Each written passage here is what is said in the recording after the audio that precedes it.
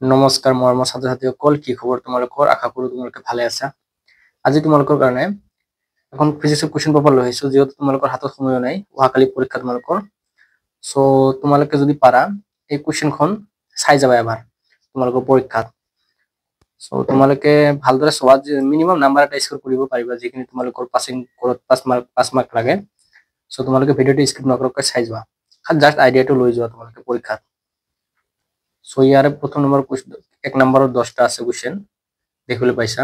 এটা প্ৰথম number question হ'ল তোমালোকৰ প্ৰবাহ ঘনত্ব কাক বোলে। তাৰপিছত তোমালোকৰ 2 নম্বৰ বায়ু-সাভাৰ্টৰ সূত্ৰ আহিছে। 3 নম্বৰত তোমালোকৰ এছ ইউনিট অফ চৌম্বিক ক্ষেত্ৰ। 4 নম্বৰত দেখিবলৈ পাইছা তোমালোকৰ সংঘাত প্ৰাচল কি। তাৰপিছত তোমালোকৰ ডিফাৰেণ্ট ৰেডিঅ' এক্টিভিটি। তাৰপিছত ডিফাৰেণ্ট মাছ ডিফেক্ট। তাৰপিছত আহিছে তোমালোকৰ বৈদ্যুতিক আধানৰ basic properties of electric charge. তাৰপিছত আহিছে ইলেক্ট্ৰনৰ তৰংগ প্ৰকৃতি নিৰ্ণয় কৰা, নাম লিখা, পৰীক্ষাটোৰ নাম লিখিব দিছে। তাৰপিছত তোমালোকৰ দ্বিমেৰু ভ্ৰামক কাক বোলে আহিছিল। তাৰপিছত আহিছে তোমালোকৰ বাকীবোৰ কাৰকৰ পৰিৱৰ্তন নকৰি দীঘল বিস্তৃত কুণ্ডলী পাকৰ সংখ্যা দুগুণ কৰিলে স্বয়ংভাৱক গুণাঙ্কৰ কিমান হ'ব। তাৰপিছত তোমালোকৰ 10 নম্বৰত আহিছিল তোমালোকৰ ধাতৱীয় পৃষ্ঠৰ কাৰ্যফলন মানে কি। তো গোটেইখিনি তোমালোকৰ ইম্পৰ্টেণ্ট হয়, 1 মাৰ্ক চাই যাবা। তাৰপিছত তোমালোকৰ ইভি মানে কি, 1 নম্বৰে লাষ্টৰ কুৱেশ্যনটো। ইয়াৰ পিছত তোমালোকৰ 2 নম্বৰৰ কুৱেশ্যন বিলাক আৰম্ভ হৈ গ'ল। 12টা থাকিব, তোমালোকৰ 24 মাৰ্ক থাকিব তাতে। এটা চাব পাৰিছা তোমালোকৰ কি আহিছিল, 2 মাৰ্কিয়া কুৱেশ্যন।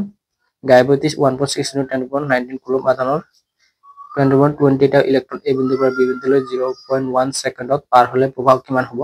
সো তোমালোকে লিখিবা। আৰু তাৰপিছত আহিছিল তোমালোকৰ define ohmic conductor with one example।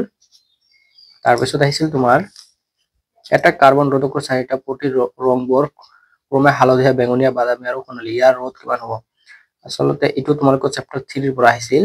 So ইয়াৰ পৰা তোমালোকৰ যি এটা 1 নম্বৰৰ কুৱেশ্যন এটা পাবাই এনেকুৱা ধৰণৰ কাৰ্বন ৰ'দৰ। তাৰপিছত তোমালোকৰ আহিছিল তোমালোকৰ বায়ু-সাভাৰ্টৰ সূত্ৰ আৰু কুলম্বৰ সূত্ৰৰ মাজত এটা সাদৃশ্য প্ৰভেদ লিখা।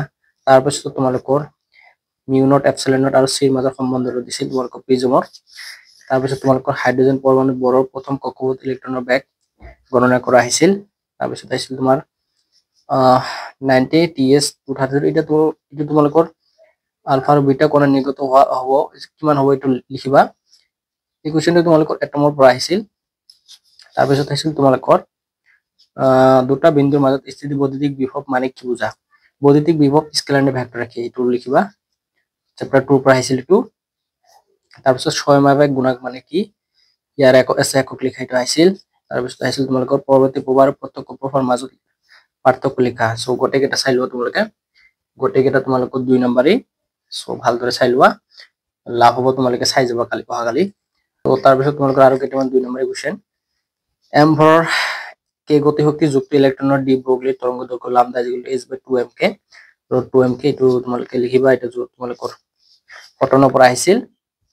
তাৰপিছত ফটনৰ সমষ্টিযুক্ত পোহৰৰ তৰংগ দৈৰ্ঘ্য 4958 ডিগ্ৰী, প্ৰতিটো ফটনৰ শক্তি ইভিত প্ৰকাশ কৰা, তোমালোকে চাই ল'বা।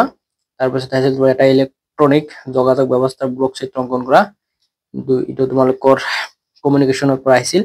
তাৰপিছত কলন সূচক মানে কি, এইটো তোমালোকৰ কমিউনিকেশ্যনৰ পৰা আহিছিল। তাৰপিছত এনালগ আৰু ডিজিটেল, এইটো কমিউনিকেশ্যনৰ পৰা আহিছিল। সো এই গোটেইকেইটা হ'ল তোমালোকৰ 2 নম্বৰৰ। তাৰপিছত আহিছিল তোমালোকৰ বৃত্তাকাৰ প্ৰবাহ প্ৰণালী অক্ষত চৌম্বিক ক্ষেত্ৰৰ প্ৰকাশ ৰাখি উলিওৱা। 3 নম্বৰৰ কেইটা, 3 নম্বৰ 7টা থাকিব তোমালোকৰ 21 মাৰ্কৰ, আৰু অৰ থাকিব বহুত, মিনিমাম তোমালোকৰ 30 মাৰ্ক আহি যাব অৰ মিলি। সো চাই যোৱা। তাৰপিছত এম্পিয়াৰৰ বৰ্তনী সম্বন্ধীয় সূত্ৰ লিখি প্ৰমাণ কৰা 3 মাৰ্কৰ। তাৰপিছত তোমালোকৰ ৰেডবাৰ্গৰ সূত্ৰ প্ৰয়োগ কৰি লিমেন শ্ৰেণী আৰু বামাৰ শ্ৰেণীৰ দৈৰ্ঘ্যতম তৰংগ দৈৰ্ঘ্য তোমালোকৰ তাৰ পৰা আহিছিল ন, কি চেপ্টাৰটা আছিল 3 মাৰ্কৰ কাৰণে। তাৰপিছত বৰৰ ব্যাসাৰ্ধ প্ৰকাশ ৰাখি নিৰ্ণয় কৰা। তাৰপিছত দ্বিমেৰু সংজ্ঞা দিয়া, সুষম বৈদ্যুতিক ক্ষেত্ৰত দ্বিমেৰুৰ ওপৰত ক্ৰিয়া কৰা টৰ্ক কৰা। তাৰপিছত তোমালোকৰ গাউছৰ সূত্ৰ লিখি প্ৰমাণ কৰা।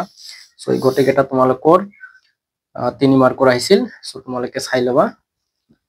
সো তোমালোকৰ 3 মাৰ্কৰ আৰু আহিছিল বৈদ্যুতিক দ্বিমেৰুৰ বাবে সৃষ্টি হোৱা স্থিতি শক্তিৰ প্ৰকাশ ৰাখি উলিওৱা আহিছিল। আৰু আহিছিল তোমালোকৰ স্থিৰ আৰু অস্থিৰ সমতাৰ স্তৰটো সমালোচনা কৰা। তাৰপিছত তোমালোকৰ পৰৱৰ্তী প্ৰবাহৰ এটা সম্পূৰ্ণ চক্ৰৰ গড়মান শূন্য বুলি দেখুওৱা।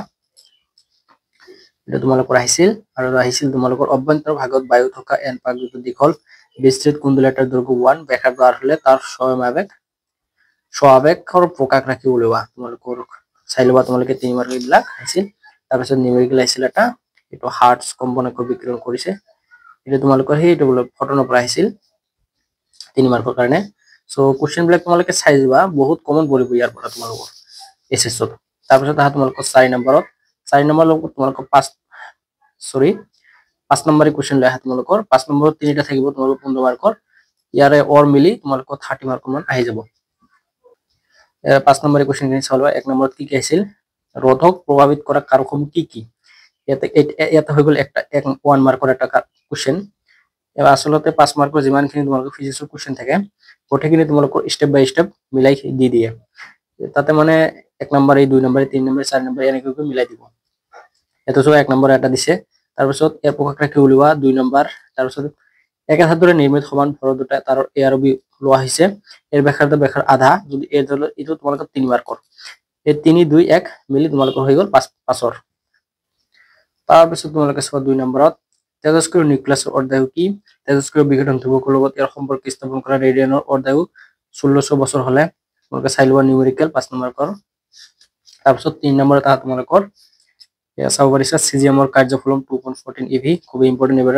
5 মাৰ্কৰ এটা তোমালোকে চাই লবাচোন খুব ইম্পৰ্টেন্ট আছে এবাৰ কাৰণে তাৰ পিছত আহা তোমালোকৰ এটা আছে বাল্ব এটাত 100 ওয়াট 220 ভোল্ট নিৰ্দেশ কৰা আছে বাল্বৰ ৰোধ উৎসৰ সৰ্বোচ্চ বিভব আৰু সি বাল্বৰ মাজেৰে প্ৰবাহিত প্ৰবাহৰ আৰএমএস মান নিৰ্ণয় কৰা এটা তোমালোকৰ চ্যাপ্টাৰ 7 ৰ পৰা আছিল মেবি তাৰ পিছত তোমালোকৰ এটা কোশ্চেন আছে এটা নিউমেৰিকেল আছে এটো 5 মাৰ্কৰ এটো 900 পিএফ এনেকুৱা ধৰণৰ খুব ইম্পৰ্টেন্ট হৈ গলে 5 মাৰ্কৰ নাহিলো এটো এইবিলাক এনেকুৱা ধৰণৰ নিউমেৰিকেল বিলাক 3 মাৰ্কৰ কাৰণে কেতিয়াবা আহি যায় সো তোমালোকে চাবা আৰু এটো যেহেতু কৈ দিছো আগতে এটো যেহেতু তোমালোকৰ এটা টেষ্টৰ পেপাৰ আছিল তো সেইকাৰণে তাত এত কোশ্চেন বিলাক কম দেখিব পাৰিছে কিন্তু তোমালোকৰ এসএস যেটো ফাইনাল হ'ব তোমালোকৰ যেটো পৰীক্ষা হ'ব সোমবাৰ অহাকালি সো এইটো ভিডিও তাতে তোমালোকে কোশ্চেন বিলাক বেছি দেখিব পাৰিবা অৰ দি বহুত কোশ্চেন আহি যায় সো তোমালোকে ইমান ভয় খাব নালাগে